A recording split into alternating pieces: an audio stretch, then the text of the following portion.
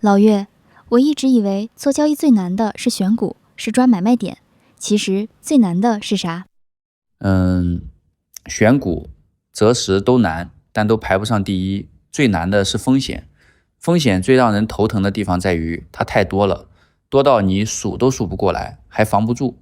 所以今天就想跟你好好聊聊，这么一大堆风险，趋势交易是怎么用一个动作把它们全给管住的。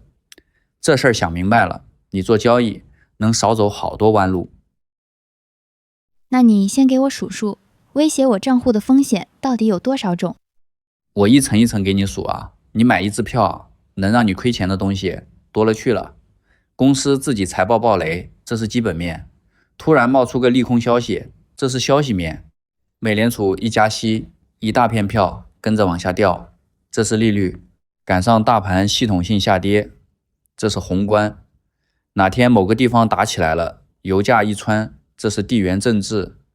你看，一只票头上悬着这么多把刀，这些东西还有个共同的麻烦，你既数不清，也测不准。你能提前知道哪天出利空，美联储哪天变卦，哪儿突然打起来吗？不能吧，它随时会来，你还挡不住。所以谁要是拍胸脯说他能把这些风险都预测到，都防住，那他80%在吹。这就是交易里最难啃的一块骨头。那这么多风险，一般人是怎么管的？看你用什么方法。先说大家最熟的价值投资，他管这些风险是挨个去应对的，怕财报暴雷，就得把公司里里外外研究透；怕手里这只单独出事，得分散开买好几只；怕自己买贵，还得留一块安全边际。宏观消息面也得一直盯着，一样风险配一套办法，样样都得懂，等于给这家公司当半个研究员。累不累？挺累的。那趋势交易呢？也这么一样一样的防？不用，他换了个打法。趋势交易就认准一个事实，管你哪种风险发作，财报也好，利率也好，打仗也好，这些风险最后都会落到同一件事上，价格往下走。既然都落到价格上，那我就只盯价格，只设一道防线，止损。价格跌破那条线，走人，不问为什么跌。我给你打个比方啊，你家里那个跳闸的闸，管你是空调短路还是冰箱漏电，电流一超标，啪，它就跳。它用得着先搞清楚是哪个电器坏了吗？不用，先断电再说。止损就是这个闸。财报雷、利率、地缘，这些名字你一个都不用记，他们最后都变成价格下跌。这同一件事，一跌破止损，你人就出来了。一大堆风险，一个动作全管完。所以论管风险这件事，趋势交易是最省事的一个，连卖出都简单，价格涨上去，止损跟着往上抬，价格跌破你认的那条均线走，全是价格说了算，用不着你天天临场拍脑袋。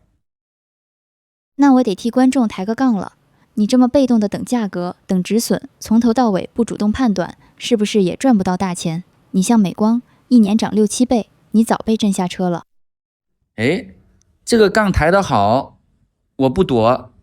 美光这支票，我拿回测专门算过，一年涨了差不多678%，趋势交易做下来只吃到241%，中间被震出去好几回，吃不满我认。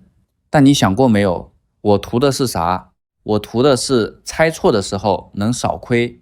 你买进去那一刻，根本分不清手里这只到底是6倍的美光，还是另一只叫 SMCI 的。SMCI 同一年跌了将近一半，49%。你要是死拿，账上最深亏到61%，一多半就没了。可按止损来做，只亏14.5%，这就是那道闸的价值。猜对了，让你在场里接着赚；猜错了，把亏损摁得很小。我还得跟你讲句实话，趋势交易一点不省心啊。